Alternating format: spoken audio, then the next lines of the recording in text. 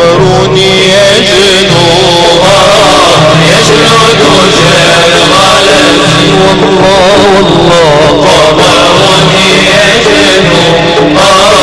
يجلو دجى الغلس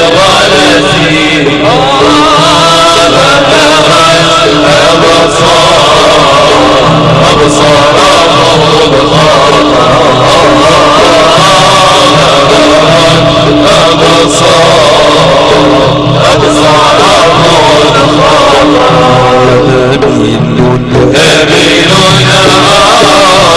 يا عيني من شيء في الكلف والله أميننا يا عيني من شيء في الكلف لم يزل يسعى إلى الكلف الله لم يزل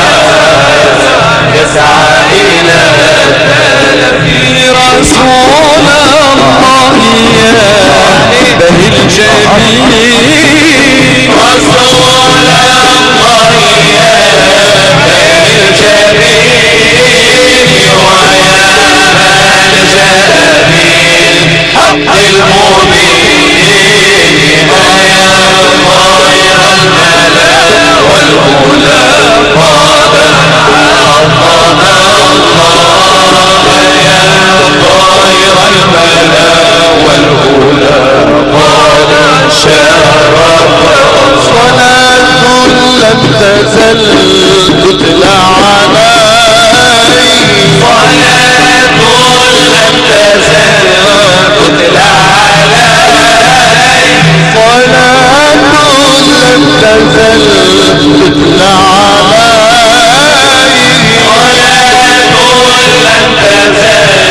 تتلى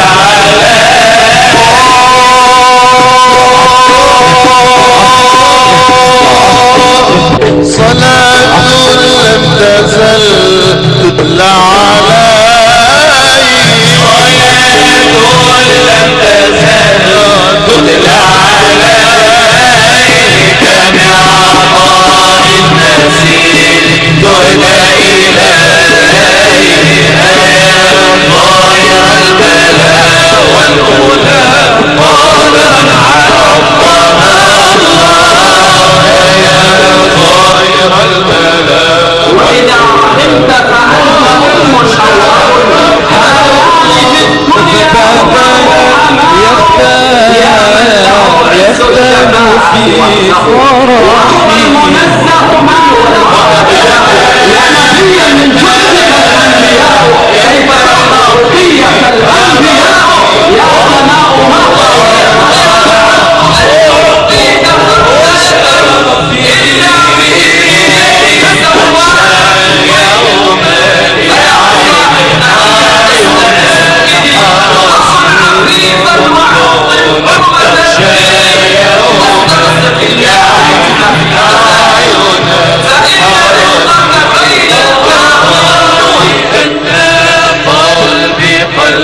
قلبي عنده سرى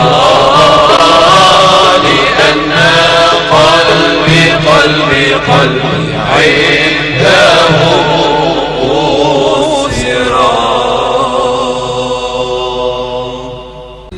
الذي أكمل لهذه الأمة شريعة الإسلام وفرض على المستطيع منهم الحج إلى بيته الحرام وجعل له جزيل الفضل والإنعام فمن حج البيت الحرام ولم يرفث ولم يفسق خرج من ذنوبه كيوم ولدته أمه نقيا من الذنوب والآثام وذلك هو الحج المبرور عند سيد الأنام والحج المبرور ليس له جزاء إلا الفوز بالجنة دار السلام وأشهد أن لا إله إلا الله وحده لا شريك له السلام، وأشهد أن سيدنا وحبيبنا وقرة أعيننا محمدًا عبده ورسوله، أفضل من صلى وزكى وحج وصام. اللهم صل على سيدنا محمد وعلى آله وأصحابه البررة الكرام ومن تبعهم بإحسان ما تعاقبت الليالي والأيام. عباد الله، أوصيكم وإياي بتقوى الله وأحثكم على طاعته، وأستفتح بالذي هو خير. يقول تبارك وتعالى في محكم تبيانه: الحج أشهر معلومات، فمن فرض فيهن الحج فلا رفث ولا فسوق ولا جدال في الحج، وما تفعلوا من خير يعلمه الله، وتزودوا فإن خير الزاد التقوى، واتقون يا أولي الألباب. وروى البخاري ومسلم في صحيحيهما أن رسول الله صلى الله عليه وسلم سئل: أي العمل أفضل؟ قال: إيمان بالله ورسوله. قيل: ثم ماذا؟ قال: الجهاد في سبيل الله. قيل: ثم ماذا؟ قال: حج مبرور. وروى الطبراني في الأوسط أن رسول الله صلى الله عليه وسلم قال: حج البيت فإن الحج يغسل الذنوب كما يغسل الماء الدرن. أيها الأحبة الأكارم، نشكر الله تعالى أن نور قلوبنا بالإيمان والإسلام ومحبة سيدنا محمد خير الأنام، ولذلك علينا أن نعمل بجد ونشاط وإخلاص لله تعالى. قال عز وجل: وقل اعملوا فسيرى الله عملكم ورسوله والمؤمنون. ولله در القائل: اعمل لدار غدا رضوان خازنها، الجار أحمد والرحمن بانيها، قصورها ذهب والمسك طينتها، والزعفران حشيش نابت فيها. ومن هذه الأعمال الحج إلى بيت الله الحرام.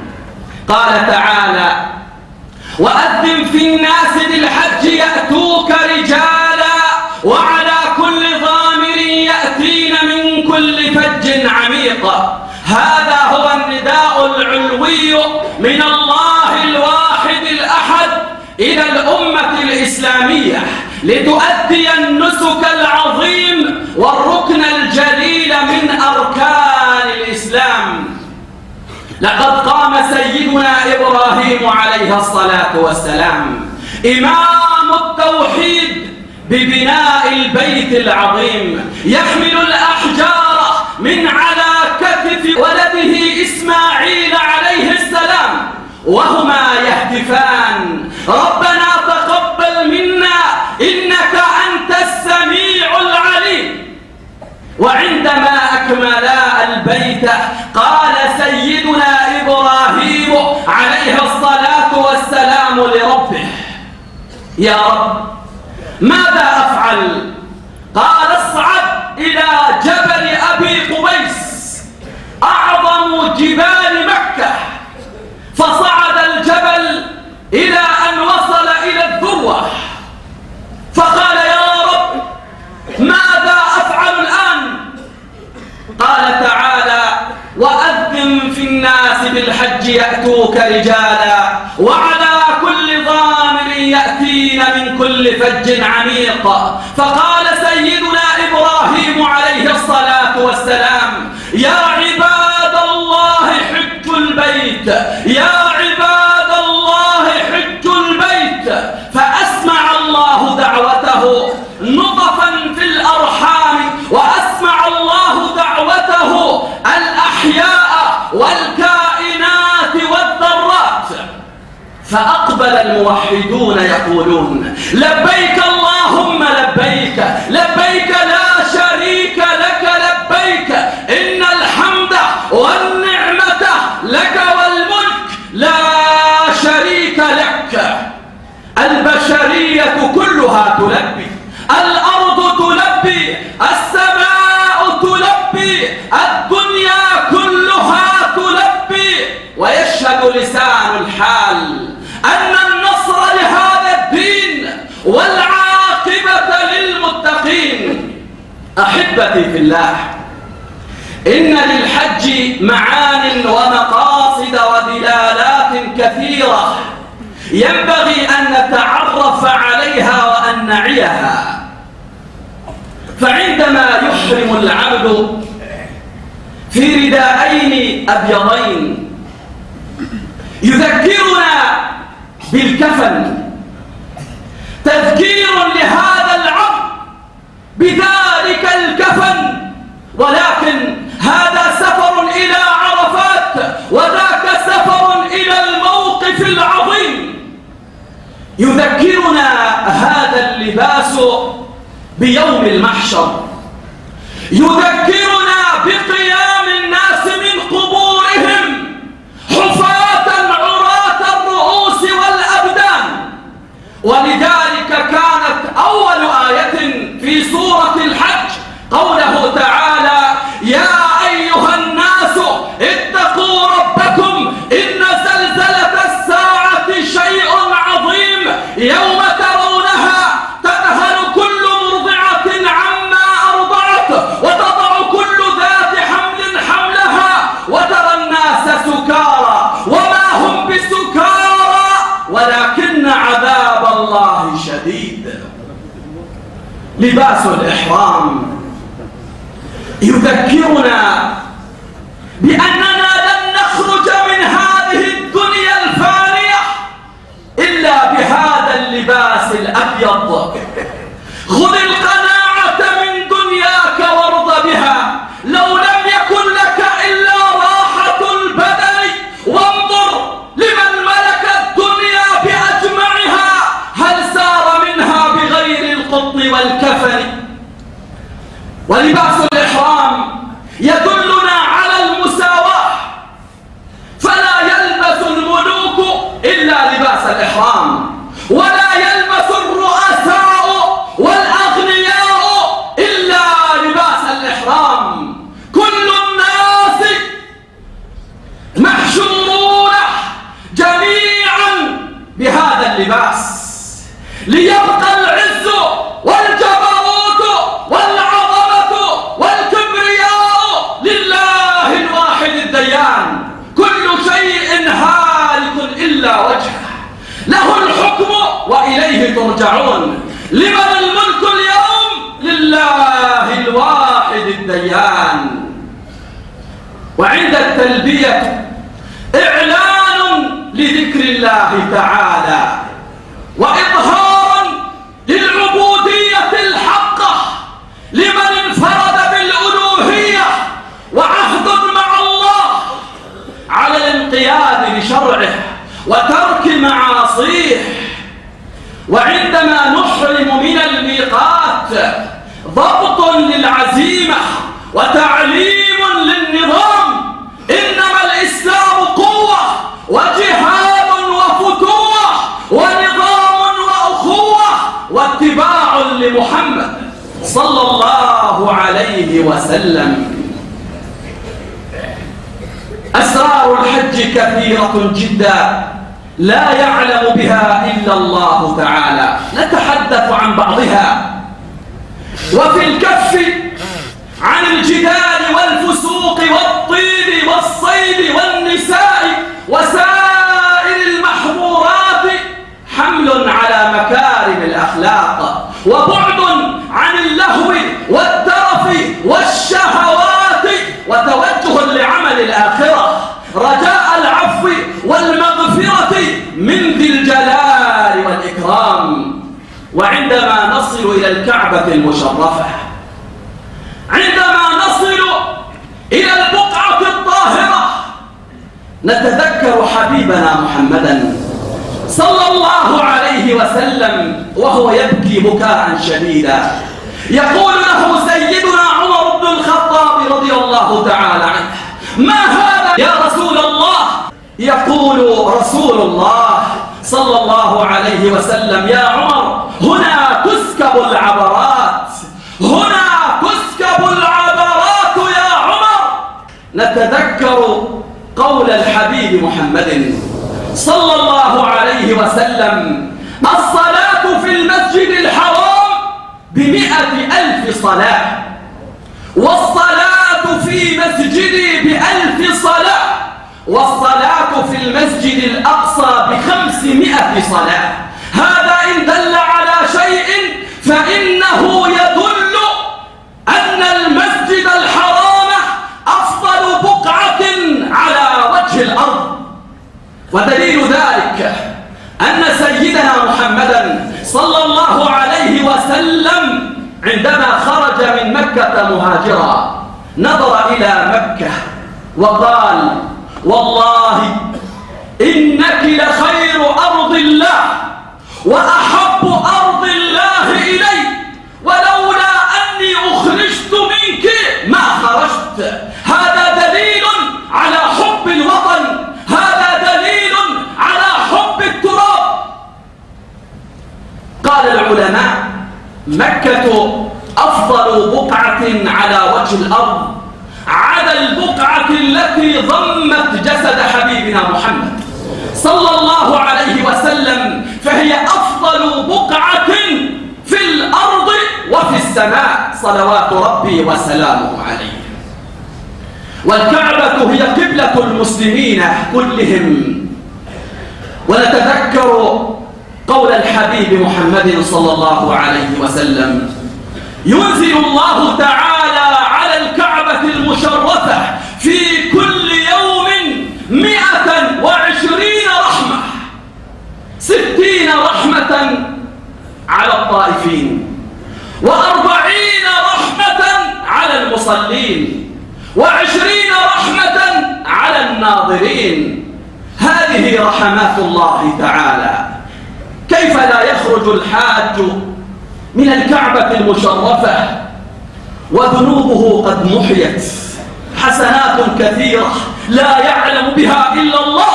ولذلك قال سيدنا عمر بن الخطاب رضي الله تعالى عنه: من أتى هذا البيت لا يريد إلا إياه وطاف طوافا خرج من ذنوبه كيوم ولدته أمه. وعندما نستقبل الحجر، عندما نستقبله نتذكر أننا نعاهد الله على التصديق والإيمان والوفاء، ونبايع الله تعالى على الاستقامة، ونوحد الله عز وجل.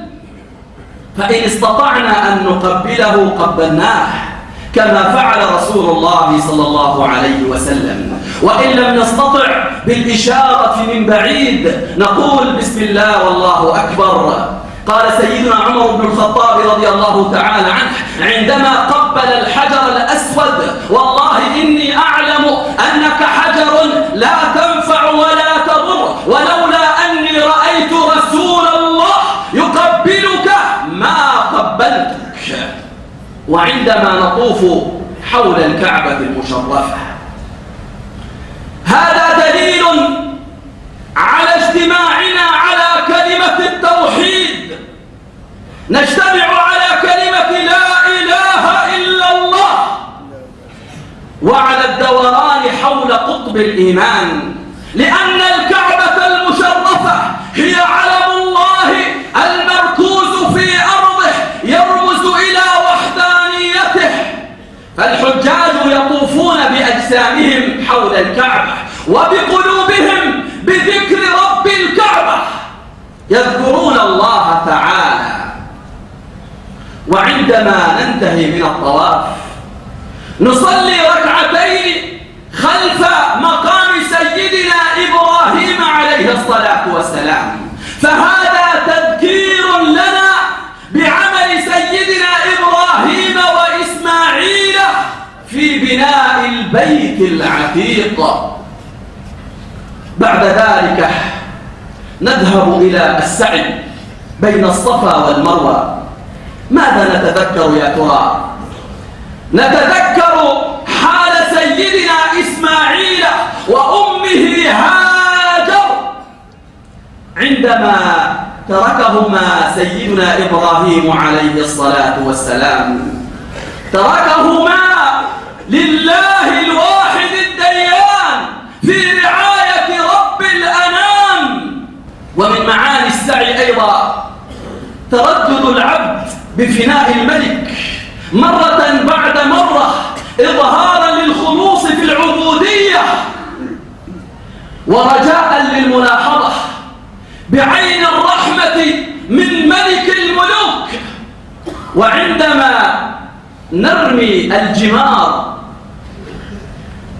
يعني أنك تعلن انتصارك على الشيطان ومحاربتك له وانقيادك لله تعالى، وأنك عبد لله سبحانه وتعالى.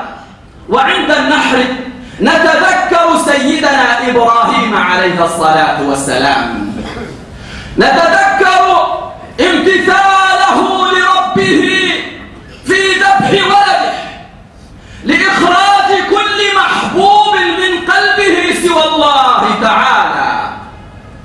وعندما نصل إلى عرفات، الله أكبر، ما أروع عرفات وما أعظم عرفات.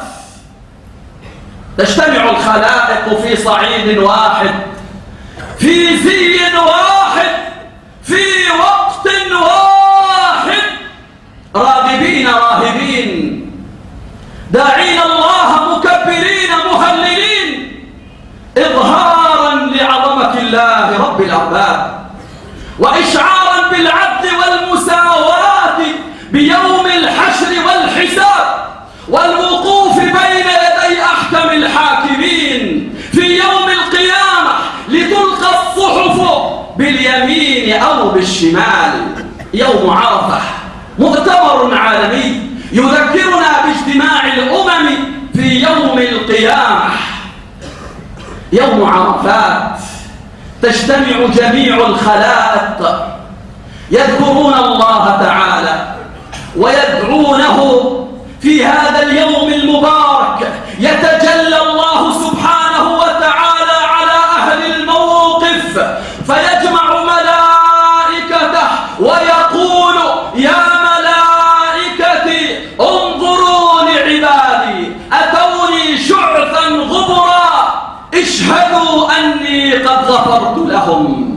نعم، تركوا القصور والبساتين والراحة وجلسوا على التراب تحت الشمس، جاءوا لمرضاة الله عز وجل. في ذلك اليوم يقول سيدنا محمد صلى الله عليه وسلم: ما من يوم أكثر من أن يعتق الله تعالى فيه عبدا من النار من يوم عرفة. ربنا عز وجل يغفر لجميع الحجاج لأنه هو الغفور الرحيم. حكي عن محمد بن المنكدر رضي الله تعالى عنه أنه حج 33 حجة، وفي آخر حجة حجها وقف في عرفات وقال: يا رب، إني وقفت في هذا الموقف 33 وقفة، واحدة عن فرضي، والثانية عن أمي، والثالثة عن أبي. ثم قال: يا رب، إني وهبت 30 حجة لمن وقف بعرفات ولم يتقبل منه. وعندما وصل إلى المزدلفة ونام في مزدلفة فنودي بالمنام: يا ابن المنكدر، أتتكرم على من خلق الكرم؟ أتجود على من خلق الجود؟ إن الله تعالى يقول لك: لقد غفرت لكل من